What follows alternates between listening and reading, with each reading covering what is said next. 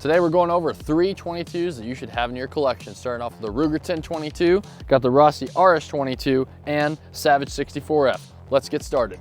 Quick overview of the Ruger 1022. You've got the 25 round mag, you've got the buckhorn sights, very, very solid. That actually does fold down, by the way. Now this is the wooden stock, quote unquote. I don't know if there's like a synthetic or if that's actual wood. Comment down below if that's actually wood, because wood. Anyway, then there's steel, so you can mash someone in the face. Very sturdy gun.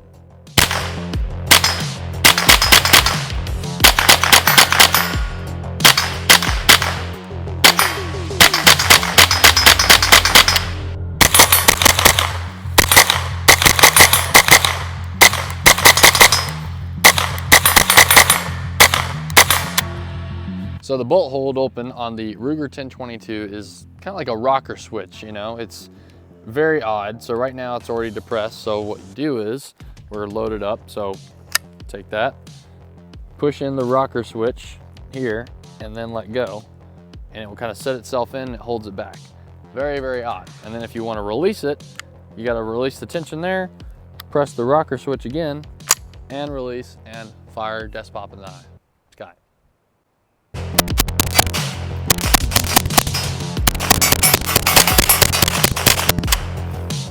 So this is a heavily modified Rossi RS22. So it's got the Pro Mag folding stock for about 70 bucks. It's got the Beach and Tactical quick sling, and then a mag pull angle grip for aesthetics, I guess. So yeah, we're gonna fire a couple rounds to it and see how she runs.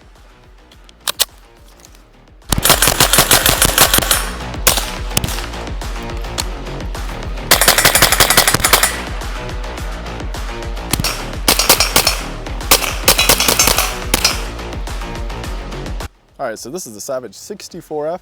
So we have a couple little modifications to it. We got a bipod up at the front, and we have this True Glow little adapter from going from this rail. I'll give all the dimensions and specs and all that good stuff to a Picatinny, so it basically converts it.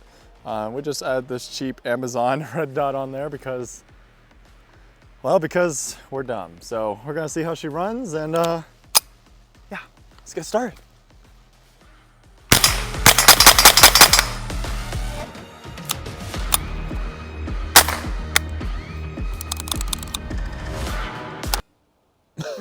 What the?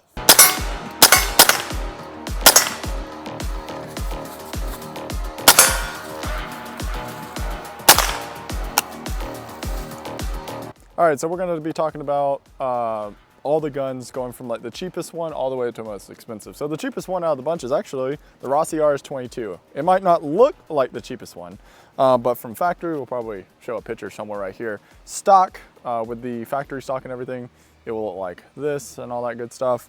But if you add some, like the folding stock here by Pro Mag, obviously gives it a more tactical look, even though these things are really made for plinking, and that goes for the Ruger and the Savage, and not really meant for any tactical anything, actually. That's just, yeah, just get that out there before we go any further. So the Rossi RS22 is a great 22 rifle, just to plink around, have fun. It's extremely cheap. It's the cheapest out of the bunch. That's pretty much it. It's reliable. We've never had an issue. We probably put 5,000 plus rounds through this particular Rossi. I've barely cleaned it, and it's run true to this day. I mean, it's honestly just been a powerhouse. So going on to the next one is the Savage 64F. Now this one does look a little goofy. We might take this off and actually put a legit little scope or an actual red dot on there. This thing, only thing I would say about it, I've seen in the video just now, is Skyler and I were shooting it. It jams every now and then, or sometimes it just doesn't fire. So I think there's something wrong with the firing pin and the ejector. Again, this could be just a one-off thing, but it's kind of annoying. And we don't have any issue with any other. We're using the same ammunition, by the way. It's a Gula 40 grain, hollow points, and it's all, the Ruger and the Rossi did just fine. Savage was having a few hiccups there. So yeah, we got the bipod on there, like a little mini DMR. It's great as far as accuracy. It's probably one of the most accurate out of the bunch, but it's about all I can give the Savage 64F. Ergonomic wise, it kind of sucks. The magazine release is genuinely horrible. They bolt, again, pretty bad. It's just overall ergonomics are pretty shit, but as far as shooting wise, just the shooting aspect of it is really solid. Very accurate platform. Now going on to the king of them all is the Ruger 1022. Now this thing is like the best of the best. Now there are a few quirks, like Skyler mentioned earlier before, that rocker switch, that's the kind of the bolt hold. I think that is ridiculous, especially in the age of kind of like what the Rossi has. Again, we are unsafe and everything. Basically, it just holds back when you have the magazine in there, kind of like an AR, and then you release it by dropping the mag and it slides forward. So just kind of hold it open, and it holds open on the last round, which is very nice, especially at this price point. So the Ruger 1022, it comes with that 25 round mag. It comes with a standard 10 round, but you can also get these 25 rounders. And yeah, it's honestly just made really well, very reliable, very accurate. It's got those buckhorn sights, and yeah, it's a beautiful gun, and everyone knows what the 1022 is. So out of the three, your best bang for buck would probably be the Rossi RS22 as far as modularity. You can upgrade it, it's reliable, it's fun, it's cheap. I thought there was a bee on me for a second. Disregard that. But yeah, the best bang for your buck out of the group is probably the RS22. Your best 22 LR, if you just want to have one only to last you for a while, probably be the 1022. If you're going for accuracy, you might want to look at the 64F. It's a great platform, very accurate. Again, the most accurate one out of the bunch. But yeah, that's kind of our synopsis here. I know this is kind of a long talking session, but no way around it when you're talking about three different guns.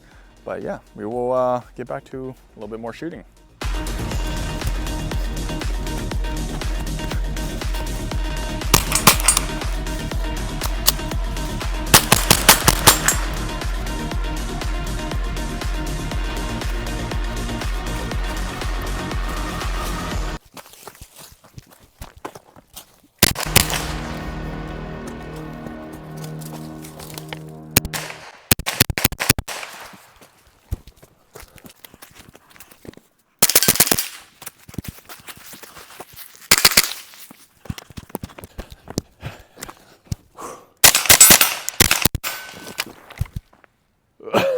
Before we close out the video, again, check out our Patreon. The link is in the description down below. We have a whole bunch of fun stuff, questions, Q&As, all that good stuff. Behind the scenes, stuff that we can't show on YouTube because guidelines. Anyways, yeah, if you want to check out all that fun stuff, link is in the description down below. Then check out our Patreon, Conservative Guns and Armor. A lot of fun shit happening over there. Hope you enjoyed the video. I know it's a little bit different. It's a little bit shorter than normal, but we're trying to change it up here. Stay tuned for next week. We have a very expensive and interesting video, and we're going big. We might even have a 50. I don't know. We may or may not, but you have to stay tuned for that one. So we will see you guys in the next video.